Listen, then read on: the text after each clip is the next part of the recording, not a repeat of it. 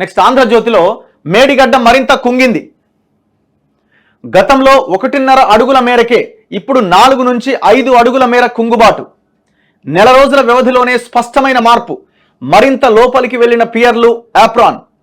Crust స్పిల్వేలో కూడా పెరుగుతున్న పగుళ్లు. మట్టి కట్ట కింద నుంచి లీక్ అవుతున్న నీళ్లు.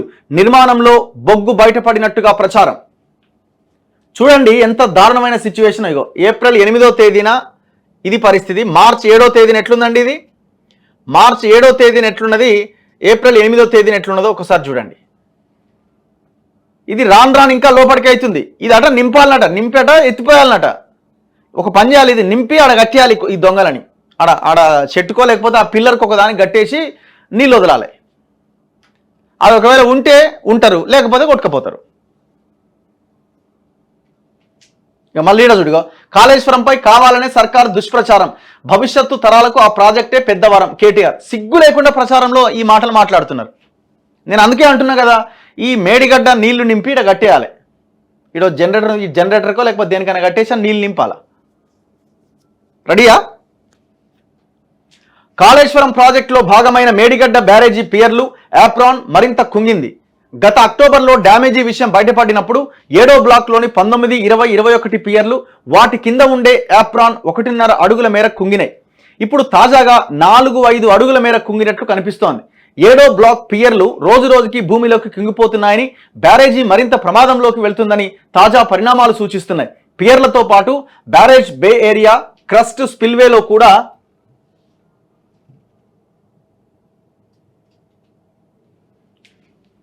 పగుళ్లు మరింత పెరగనున్నాయి. నేషనల్ డ్యామ్ సేఫ్టీ అథారిటీ నిపుణుల బృందం పర్యటించి దెబ్బతిన్న భాగాన్ని అధ్యయనం చేసి వెళ్లిన కొద్ది రోజులకే ఈ 3 పియర్ల వద్ద ఆప్రాన్ మరింత కుంగినట్టుగా తెలుస్తోంది. దెబ్బతిన్న పియర్లను పరిశీలించేందుకు సోమవారం మేడిగడ్డను సందర్శించిన సిపిఎం బృందంతో పాటు వెళ్లిన మీడియా ప్రతినిధులకు పియర్లు మరింత కుంగిపోయిన దృశ్యం స్పష్టంగా కనిపించింది. రేవంత్ రెడ్డి నేతృత్వంలో కాంగ్రెస్ బృందం, బీఆర్ఎస్ వర్కింగ్ ప్రెసిడెంట్ కేటీఆర్ నేతృత్వంలోని ఎమ్మెల్యేల బృందం పర్యటించిన సందర్భాల్లో పియర్లు, ఆప్రాన్ల వద్ద 1.5 అడుగుల మేర మాత్రమే కుంగిపోయి ఉన్నది. మార్చి 7 నేషనల్ డ్యామ్ సేఫ్టీ అథారిటీ నిపుణుల పరిశీలన సమయంలో కూడా దాదాపుగా అదే తీరుగా కనిపించింది. నెల రోజుల తర్వాత సోమవారం పరిశీలించినప్పుడు ఎక్కువగా కుంగినట్టు స్పష్టంగా తెలుస్తోంది. తాజాగా ఆప్రాన్లతో పాటు బ్యారేజీ బే ఏరియాలో కూడా పగుళ్లు ఏర్పడుతూ ఉండడం గమనించాల్సిన విషయం. దెబ్బతిన్న ఆప్రాన్ మరమ్మతులో భాగంగా మొత్తంగా 7వ బ్లాక్ను తొలగించి పునర్నిర్మిస్తే తప్ప బ్యారేజీ నిలబడదని ఇంజనీర్లు చెబుతున్నారు. అయితే మరమ్మతుల కోసం నిపుణుల బృందం సూచించిన మేరకు నిర్మాణ సంస్థ బ్యారేజీకి ఎగువ భాగంలో నీటికి అడ్డుగా వేసిన మట్టి కట్ట నుంచి కూడా నీటికి ఊటలు ఎక్కువగా వస్తున్నాయి. ఇలా నీరు లీకేజీ జరిగితే దెబ్బతిన్న ఆప్రాన్కు మరింత నష్టం చేకూరే అవకాశం ఉందని చెబుతున్నారు. భూ అంతర్గత పొరల బలహీనత వల్లే అట. మేడిగడ్డ బ్యారేజీ పియర్లు దెబ్బతినడానికి 7వ బ్లాక్ ప్రాంతంలో ఉన్న భూమి అంతర్గత పొరలు బలహీనంగా ఉండడమే కారణం కావచ్చని రిటైర్డ్ ఇంజనీర్లు అంచనా వేస్తున్నారు. బ్యారేజీలో భారీ పరిమాణంలో ఇసుక మేటలు వేసి ఉండడం, దాదాపు 250 మీటర్ల లోతు వరకు భూమి పొరలు బలహీనంగా ఉండడం వల్ల కూడా ఆప్రాన్ల పైన ఒత్తిడి పడుతోందని అంటున్నారు. దీనివల్ల భూ అంతర్గత పొరల్లో సర్దుబాటు జరిగి పిల్లర్లు క్రమంగా కుంగిపోతున్నాయి. క్రస్ట్ స్పిల్వే వరకు దాని ప్రభావం పడి ప్రాజెక్టు దెబ్బతింటోంది. ఈ కారణంగానే క్రస్ట్ స్పిల్వేలో పగుళ్లు ఏర్పడి అవి పెరుగుతూ పోతున్నాయి. నిర్మాణ సమయంలో డ్రిల్లింగ్ సందర్భంగా భూ అంతర్గత పొరల్లో ఉన్న బలహీనతలు స్పష్టంగా తెలిసిపోతాయి. బహిర్గత ఒత్తిడిలో లేదా నిర్మాణ సంస్థ ఇంజనీర్ల నిర్లక్ష్యం వల్లనో వాటిని పట్టించుకోకుండా ముందుకు సాగడం వల్ల ఇప్పటి పరిస్థితి ఏర్పడిందని వ్యాఖ్యానించారు. ఆప్రాన్ల నిర్మాణం కోసం తవ్విన గుంతలో బొగ్గు బయటపడినట్టు ప్రచారం సాగుతోంది. విషయం బయటకు వస్తే నిర్మాణం ఆగిపోతుందని 3వ కంటికి తెలియకుండా మహారాష్ట్ర వైపు తరలించారన్న గుసగుసలు వినిపిస్తున్నాయి. అదే నిజమైతే 7వ భాగం నుంచి మహారాష్ట్ర వైపు పియర్లన్నీ ప్రమాదంలో ఉన్నట్టే భావించాల్సి ఉంటుందని చెబుతున్నారట.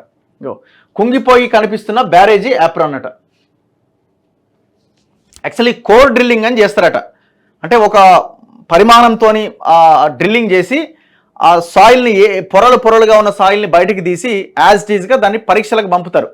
ఏ పొరలో ఏ సాయిల్ ఉన్నది, ఏ మట్టి ఉన్నది, ఏ ఇసుక ఉన్నది, దాన్ని ఎట్లా కట్టాలి అన్న దాని విషయంలో ఒక ఎక్స్పర్ట్స్ దాన్ని డిసైడ్ చేస్తారు. అలాంటి గిల్లింగ్లు ఏం లేవు. అది చేయడానికి దాదాపు 6 నెలల సమయం పడుతుందట. ఏది మొత్తం ఈ ప్రాజెక్ట్కి చేయాలంటే 6 నెలల నుంచి 1 ఇయర్ పడుతుందట. అది ఏడా చేస్తాడు ఇక. అది మళ్ళీ 6 నెలలు అయితే కమిషన్లు ఆగిపోతాయి కదా. కట్టురు ఏమవుతుందని అయ్యింది. ఇప్పుడు అంటాడు ఈ దొంగలు, అది అద్భుతమైన ప్రాజెక్టు, నేనే వచ్చి చెప్తా. 25 రోజులు అవుతుంది, 25 రోజులు, నెల రోజులు అవుతుంది, ఇంతవరకు అత్తాపత్తాలేడేంది? నేనే ఛానళ్ళ ముందుకు వస్తా, టీవీ ఛానల్లో పవర్ పాయింట్ ప్రజెంటేషన్లు పెడతా, ఇంటర్వ్యూలు ఇస్తా అన్నాడు కదా, ఏడబడినాడు మరి. మళ్ళీ మొన్న వచ్చి అంటుండు ఫోన్ ట్యాపింగ్లు ఎవరెవరిని అరెస్ట్ చేయాలో నేనే చెప్తాను, ఇంతవరకు అడ్రస్ లేడు.